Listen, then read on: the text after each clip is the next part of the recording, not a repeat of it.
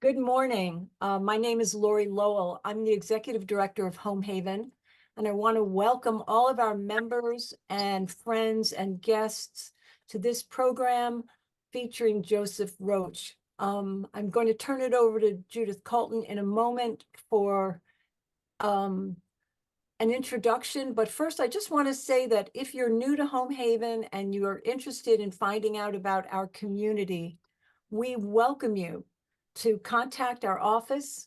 Kate, why don't you wave for a moment? You can contact Kate Hay at info@Home Haven Villages.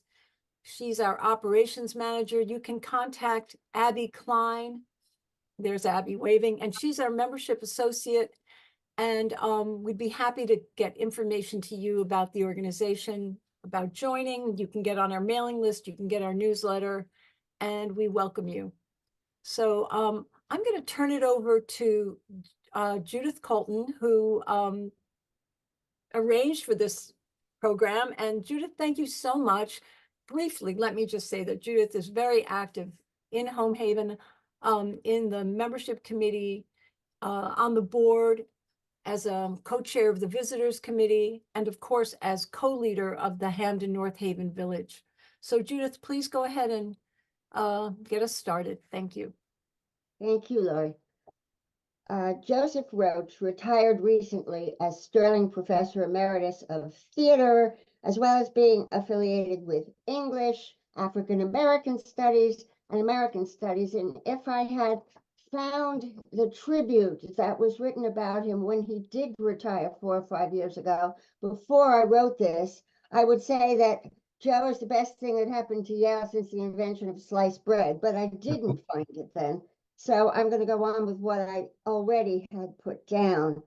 Besides being a theater historian who's written some amazing books, including his latest on charisma, called no less It, just called It.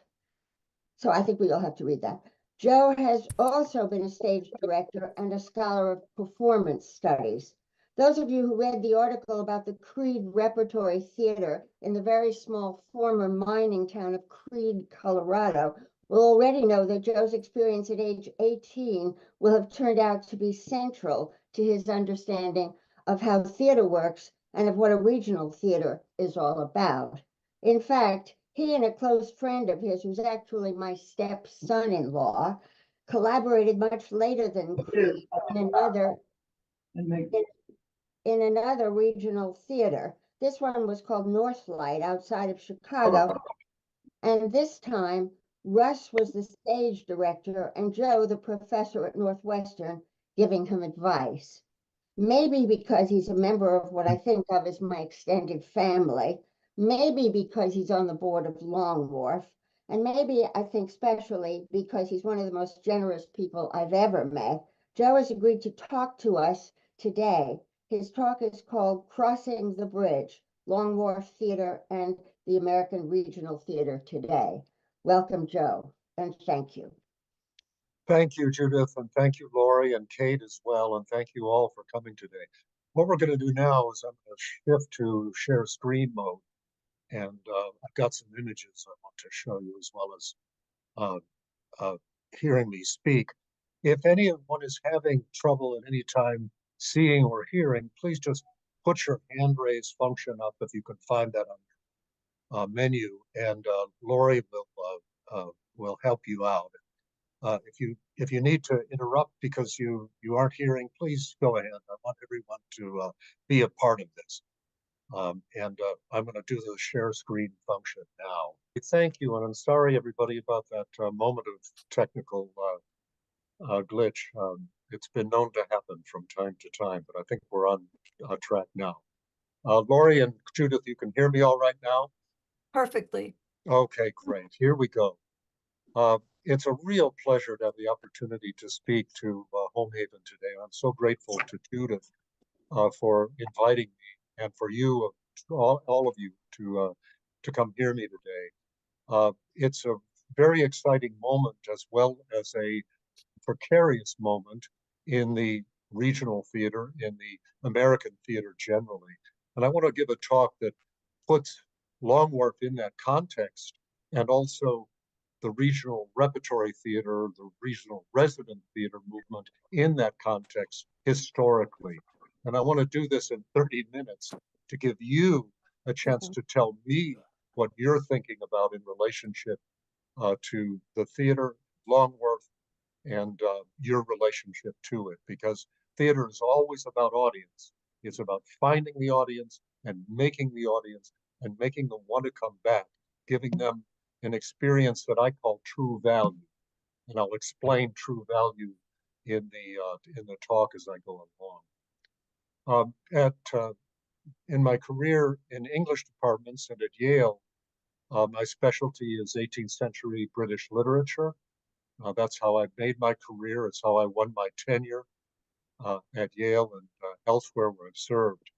And so in a way, this is a bit out of my usual comfort zone because I'm going to talk about my personal history in relationship to the um, resident theater movement in the US, and particularly in relationship to three theaters: the Long Wharf Theater, the Yale Repertory Theater, and the Creed Theater, Creed, Colorado Repertory Theater, of which I was a founder when I was 18 years old. I'm going to tell a bit of that story too. That's the story that people haven't heard before from me. They've heard it from others, and more recently from the New York Times, if you got a chance to read that article. But it's an important part of this story. So I want to start back in the 1960s with one of my mentors, John O'Neill. John was a founder of the Free Southern Theater in New Orleans and on tour throughout the South in the Freedom Summer of 1964 and then in 1965, bringing a mixed race company to Mississippi and Louisiana and Alabama in the day. John was a field representative for SNCC. For those of you who may forget, that's the Student Nonviolent Coordinating Committee. And John was a wonderful raconteur. And he had a program that he called Junebug Jabo Jones. And he would speak in that voice. And there's something from that I want to share with you now. Junebug had a father named Junebug who was a preacher.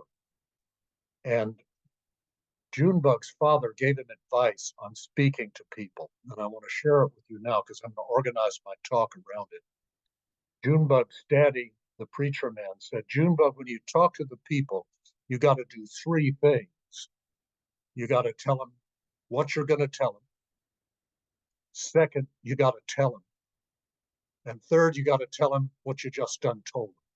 So I'm going to speak in three parts. And the first part is what I'm going to tell you. What I'm going to tell you was what it was like to cross the bridge in 1965, 1966. And then I'm going to tell you what it's like to be crossing the bridge right now at this moment in the life of the American theater. And what I hope you'll take away from it is what I believe to be true value, that relationship between the stage, in this case, the speaker, and the auditors, the people who have come to hear and see what is on offer. I'm going to do another check now. Everybody hearing me all right? Is it okay, Lori? Is it okay, Judith? I think it's good. Okay, great. If you see a hand up, please let me know because I want people to hear and to see the slides that I'm going to share. So what I'm going to tell you, I'm going to tell you about crossing the bridge in 1965, 1966. Everyone should be seeing a photograph from the opening night of The Crucible in 1965, directed by John Jory, who was the founder of the Long Wharf Theater in that year. It was considered an extraordinary thing to put a theater in a meatpacking area where the slabs of beef were passing by. The wonderful audience members and subscribers from that first year showed up to see that first production of The Crucible. But it was a part of something much bigger at this moment. It was a part of the regional resident theater organization. And that had been given the name very recently. As a matter of fact, in February of 1966, it had been given the name the League of Resident Theaters by Peter Zeisler, who was the founder of LORT, as we call it. And he was one of the founders also with Sir Tyrone Guthrie of the Guthrie Theater in Minneapolis, Minnesota. And the Guthrie had already established this moment in the American theater. The idea was to move the theater from its centralized point in New York and to bring it to communities all over the country. Ideally, every city with a population of 50,000 or above would have a regional resident theater. The idea was to create a theater culture in these cities that would give support to the actors, directors, designers, managers, so that they could live and work in the community without having to tour to make a living in the theater, or without having to go to a from New York to Los Angeles to Kansas City and beyond to make a living in the profession of the theater. And it was an extraordinarily exciting moment. When they founded LORT, there were 23 theaters of that description. And there were some great ones, including the Arena Stage, founded by Zelda Fischhammer in 1950, the Alley Theater, founded by Nina Vance in 1947. They were still going strong. And I want to make note here of the extraordinary women who were involved in founding these theaters and bringing them into being. It was a place where women of strength of character and artistic vision could really make a difference. And it was my honor to know Zelda Fischhammer as a colleague at NYU later on. And what a dynamo, what a moment this was. Because at this moment there were 23, now there are over 1,000 theaters of this description. And it was just a thrill to be a young theater student at the University of Kansas, where I was working my way through and hearing about all the wonderful things that were happening, not just in New York, but in New Haven, Connecticut, and in San Francisco with ACT, and in Kansas City with the Kansas City rep, and in St. Louis with the Missouri rep, and so on and so forth, as these cities came online and joined the Guthrie in this movement. And New Haven was a leader in this under the founding direction of John Jory, and also Harvey Kleinman was his co-founder of the Long Wharf in the day. And look, everybody, this was the day when people came to openings in tuxedos and long dresses. I don't think we do that so much anymore, although it may happen every now and then at the gala. And the opening production, I'm going to have to advance the screen here. It's not working on my screen right now. Lori? Yes, sir. Yeah, I need help in advancing the screen. Can you do So that look, where you are? yes, no, I can't do it from here, but if you go to the lower left corner of your screen and hover your mouse, you'll see that arrow. Yep, you're right on the arrow. There you go. Thank you, Lori. You're welcome. I'm used to PowerPoint, but not used to doing it on Zoom. Yeah, well done. I retired before the moment that became the dominant medium. Right. So here's that first production, which was Arthur Miller's The Crucible. The moment of that was really exciting. It was not that old a play. It, of course, premiered in 1953 in the height of the Red Scare and the McCarthy hearings and the hysteria around anti-communism in the 1950s. And Miller took the allegory of the Salem witch trials and put that on stage as a moment in American history that was being, in his view, replicated. And John Jory wanted to do a touchstone of a living American playwright because of course Miller was still going strong. He just produced After the Fall in 1963 and Incident Vichy in 1964. So he was still active on Broadway, and John Jory wanted an American play for an American theater.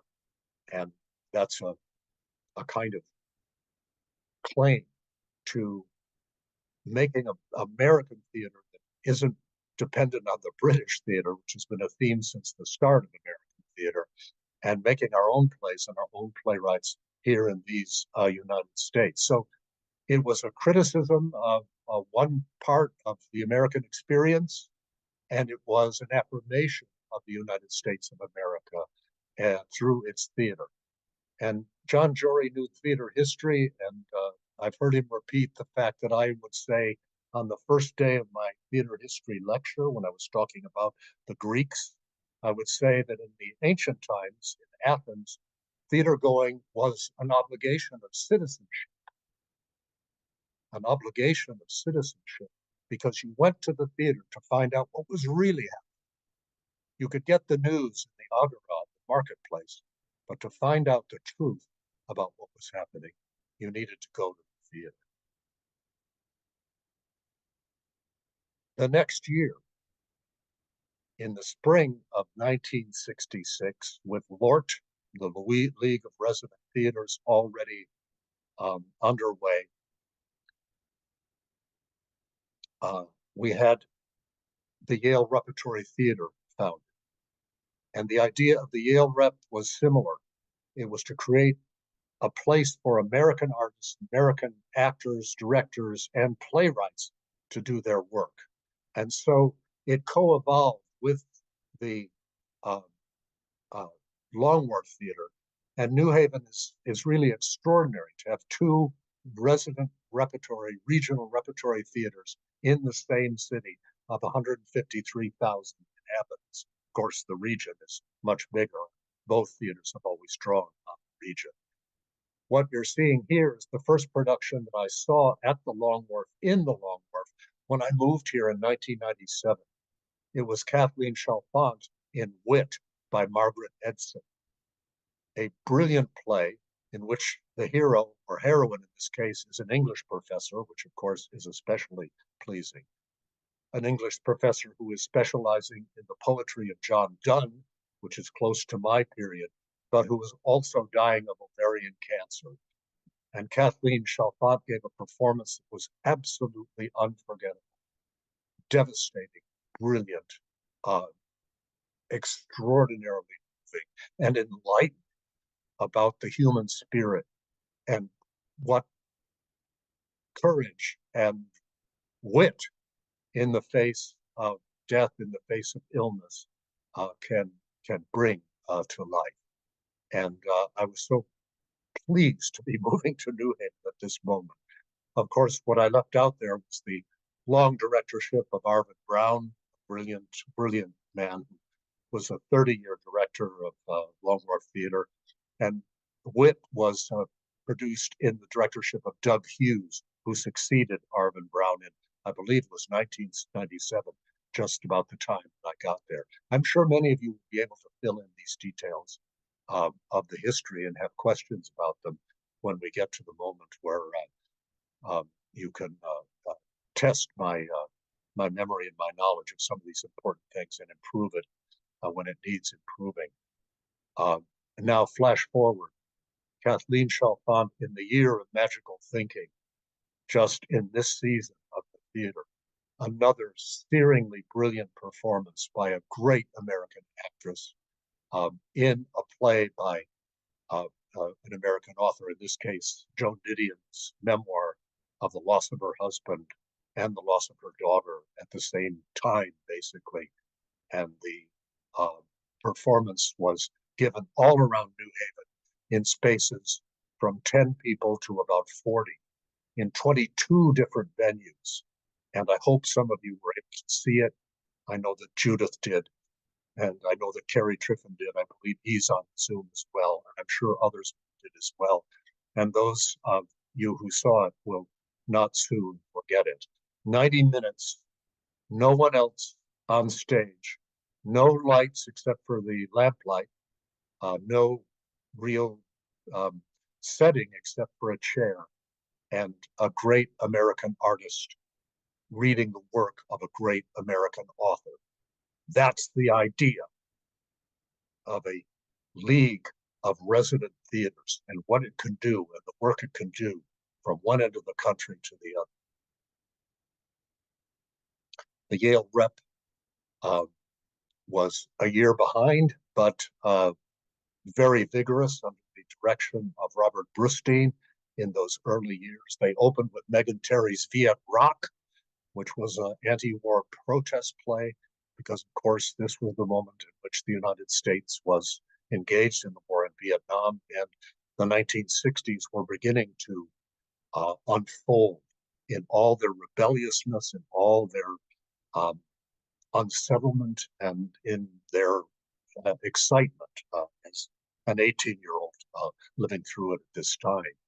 Robert Brustein was succeeded by Lloyd Richards, and Lloyd wanted to carry on the idea of an American theater with American playwrights and American actors. And Lloyd is most associated with the development of the playwright August Wilson. And Wilson set out to do what O'Neill had tried to do, Eugene O'Neill, which was write a 10-play cycle on an American ethnicity. Eugene O'Neill wanted to write about the Irish in America, and he didn't quite get there. His Parkinson's disease stopped him after a couple of plays that were finished. And after that, he and Carlotta, his partner, burned all the other manuscripts because they didn't want scholars like me going through his papers and trying to reconstruct the plays. So we don't have that 10-play cycle on Irish American history. But August Wilson wanted to write one about African American history, and he succeeded. The 10-play cycle, which Lloyd and the producers at the National Theater Center at the O'Neill Center in Waterford, and the producers at Yale Rep brought along. 6 of them came to Yale Rep first, then went to the regional theaters, and then came to Broadway. We call it vertical development.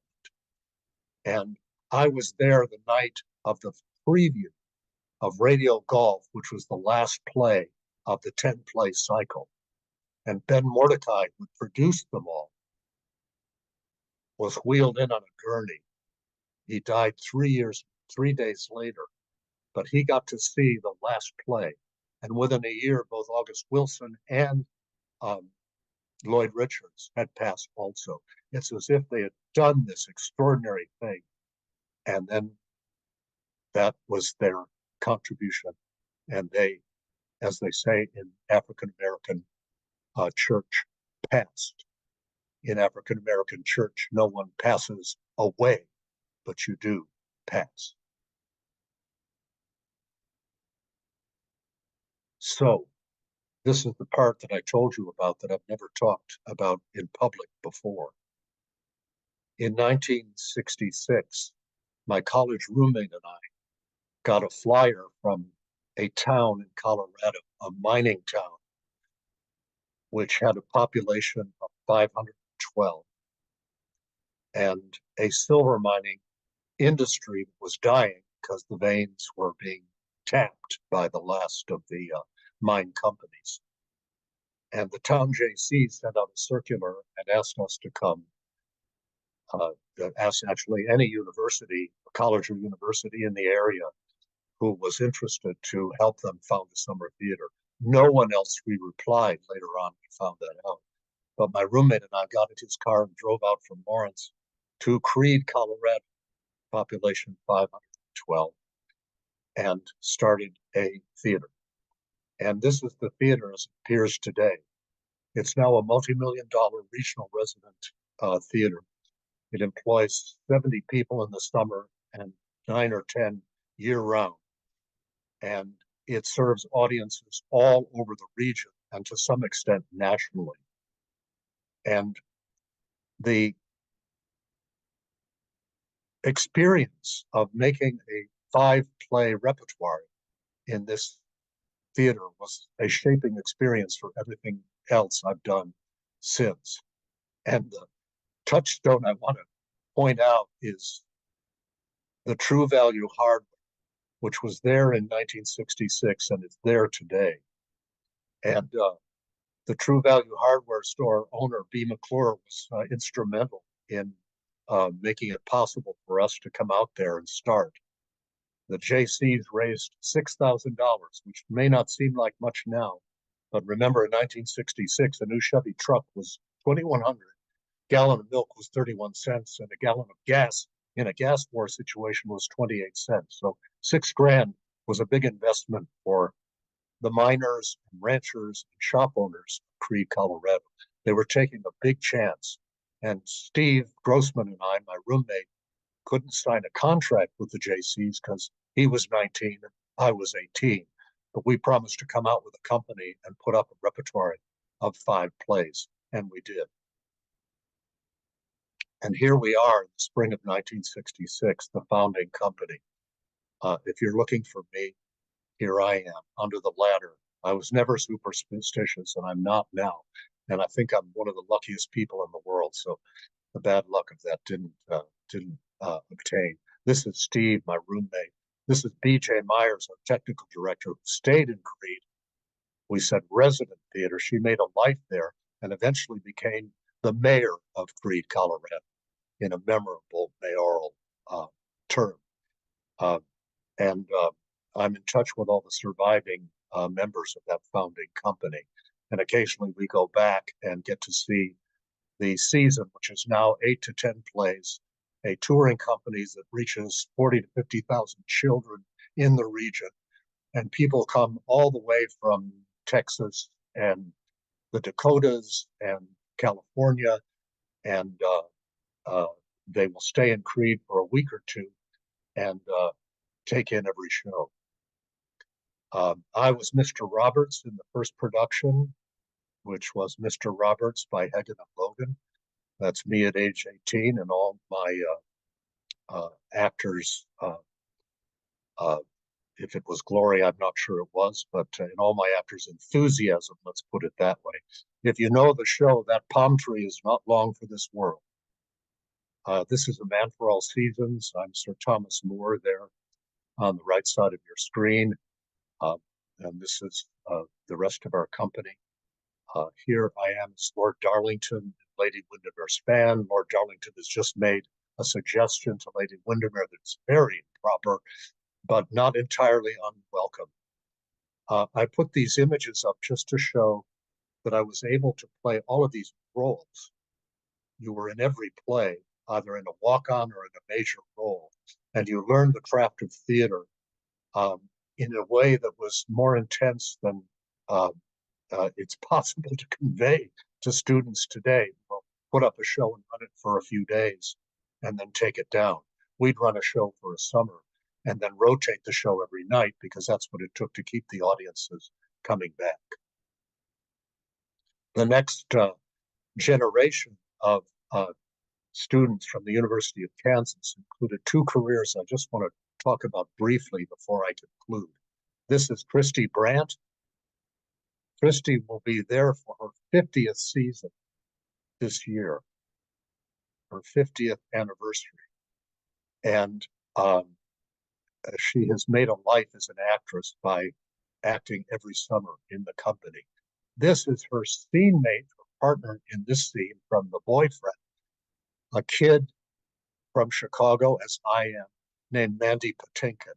Some of you maybe remember him as George in Sunday in the Park with George, and as Che in the Broadway premiere of Evita, and as a leading returning character in Homeland, Chicago Hope, and now streaming on Hulu in a mystery that I haven't been able to catch yet. Just to show you the variety of lives that will come out of this moment, the seemingly impossible of founding a theater in a town of 512 people. I love the population sign in Creede. It says, Creede, population 512, happy people, and 17 soreheads. This is Christy Brandt last year in Mountain Octopus, an original play commissioned by the theater because they're developing playwrights, American playwrights with American artists, with American audiences largely, although everyone is welcome. And Christy has grown up as an actress with the theater, and the audiences have grown up with her. Grandparents now bringing their grandchildren to see Christy Brandt. And I talked to the artistic director, John D'Antonio, when I was out there the last time. I said, I'm so glad to see that Christy's in this season and you've booked her again for next season. And he said, Joe, if I didn't have Christy in the season, there would be a riot. The audience just wouldn't accept a season without Christy. That's a life in the theater, lived in a place where there was no theater before. There is theater now.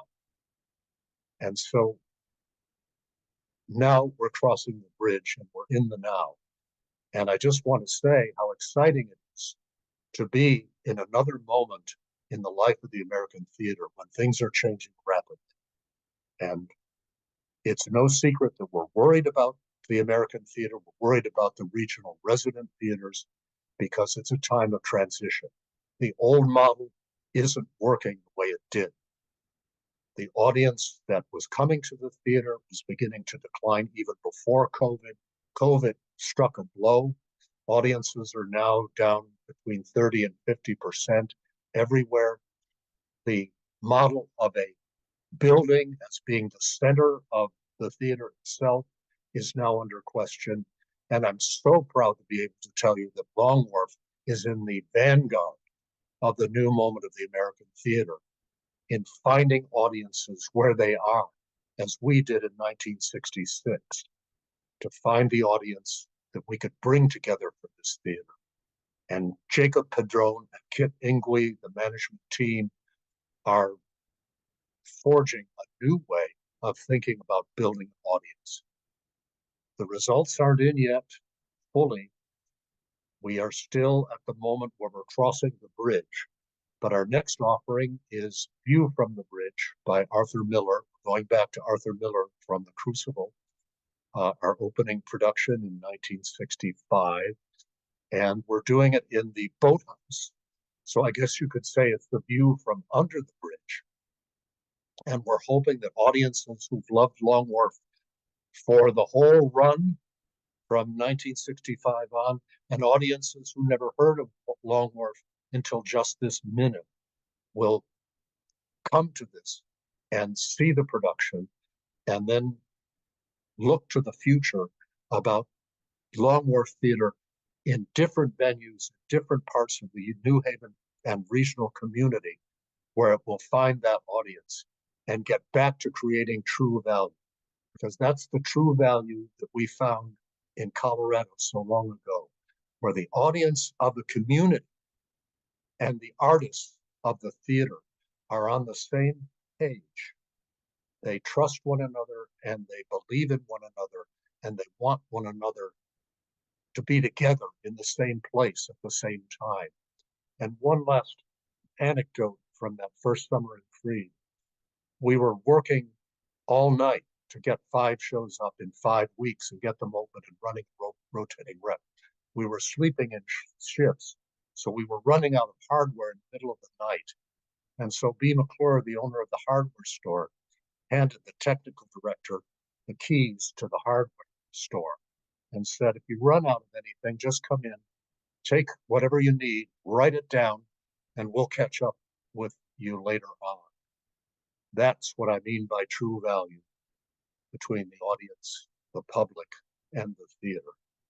Now I'd be glad to take your questions and have you share your thoughts with me. Thank you so much, Joseph.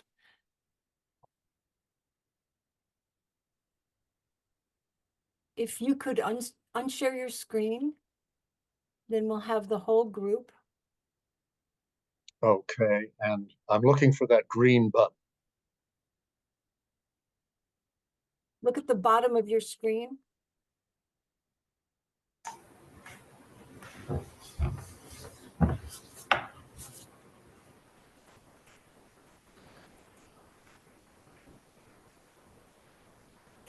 I'm not seeing it. Can somebody with experience with PowerPoint give us a hand? Wait a minute, wait a minute. Getting to it. I'm getting to something here.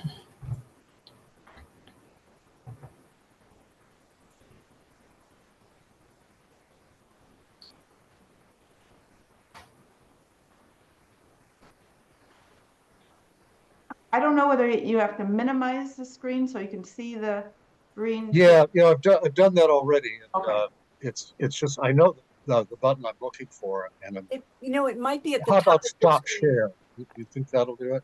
Yeah. Top share is what you want. Yeah. Yes. There we There you go. go. It wasn't the green Right. button, it was the red button. Oh, no. Okay, now Helen has accidentally shared her screen. Helen Cooper, please unshare your screen. Good, There we thank go. you. Thank All you. right. I'm Okay, sorry for that. no, That it's fine, pause. it's fine. Okay, so we have 54 people, 54 screens, which means I can only see, let's see, I can only see 25 people at once. Yeah, so I'm gonna ask you to raise your hand and wave it. And as soon as I see you, and Judith, please help me with this.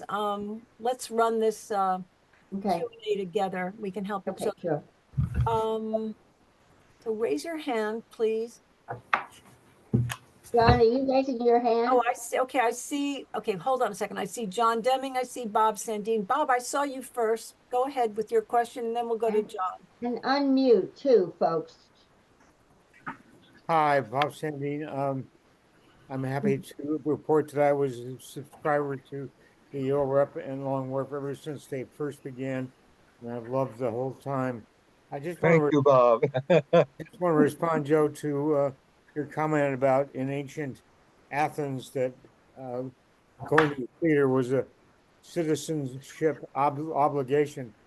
A very dear friend of mine, who's now passed, William Cozart, was a scholar who, when he was doing his graduate work at Harvard in medieval literature, taught a course at the Cambridge jail.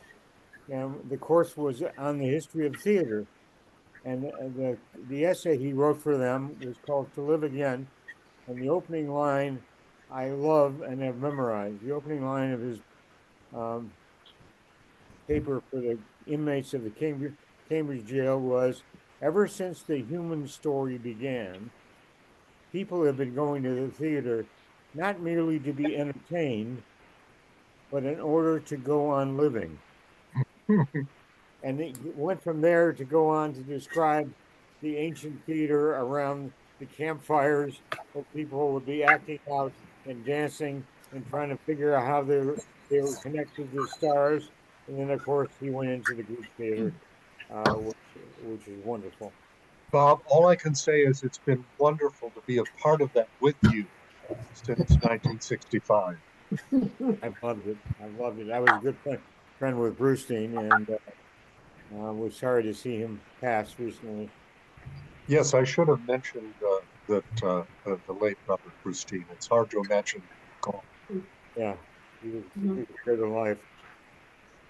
So let's You. go on to John Deming and then Kay Hendon, and then we have a question in the chat when Kay is done.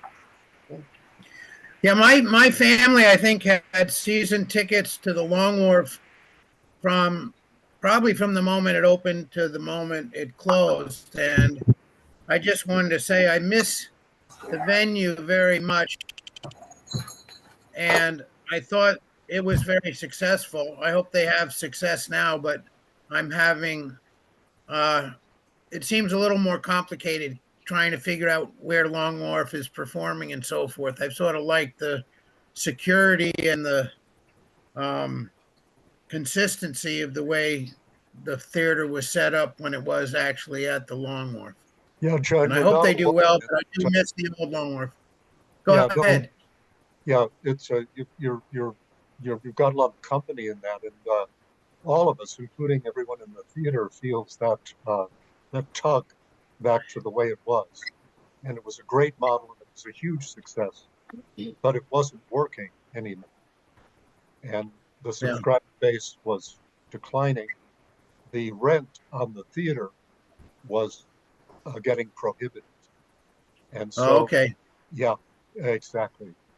And it, it just, the theaters that own their own space, their own building are doing better. It's still a problem. We're still struggling all in every theater. I call it doom scrolling, going through the Variety, TCG, the American Theater Magazine, and seeing what's happening at the regionals, one after the other, reporting difficulties and some of them folding. But there's got to be a new bridge to cross, and I'm hoping that the audience addressing right here, the audience that theater producers call Q-tips, because when we're all in a row together, we look like Q-tips in a box. I'm hoping that the Q-tips will be the bridge of true value to the new generation to encourage young people to come to the theater and join them so that we have a mixed audience across the generations and in other kinds of mixes as well. All the kinds of audience members who will make us look like Americans. But something had to give, particularly with the old financial model, just meaning too much struggle. Well, thank you for speaking to us today. And I think we need more people like you that can get a theater up and running in the mining town in the middle of nowhere in Colorado. So, Why? But what about the middle of nowhere in New Haven? How about that? yeah. Okay, let's go on to Kay. Hi, thank you so much. This has been great.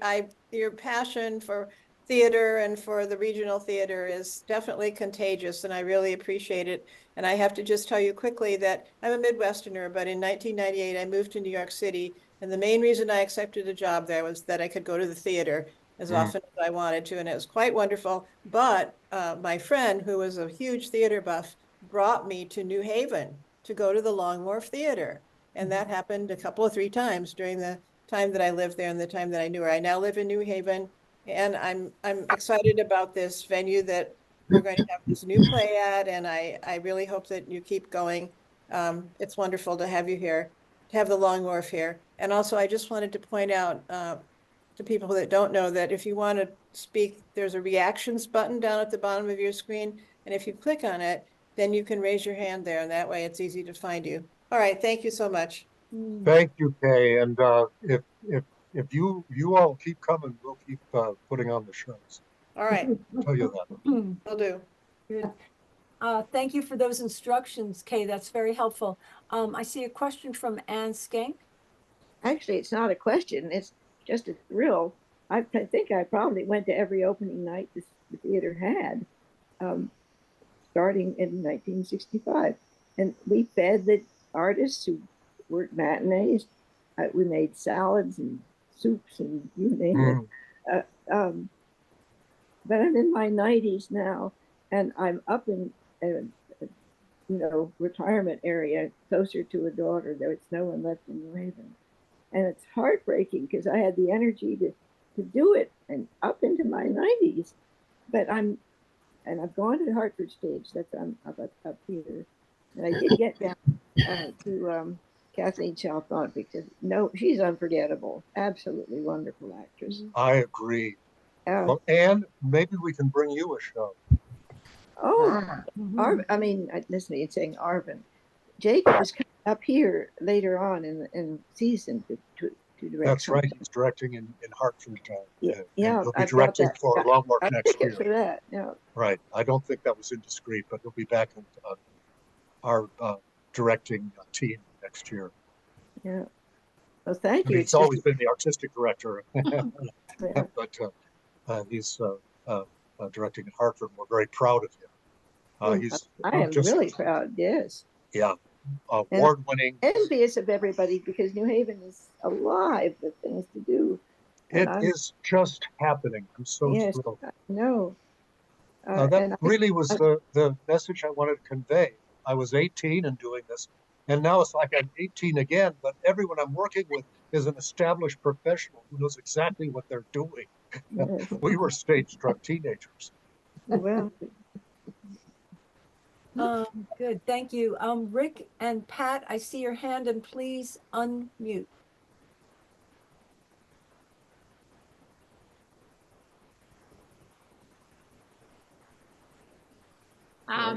Thank you very much. I enjoyed listening to this, and we did join Long Wharf Theater for this coming season.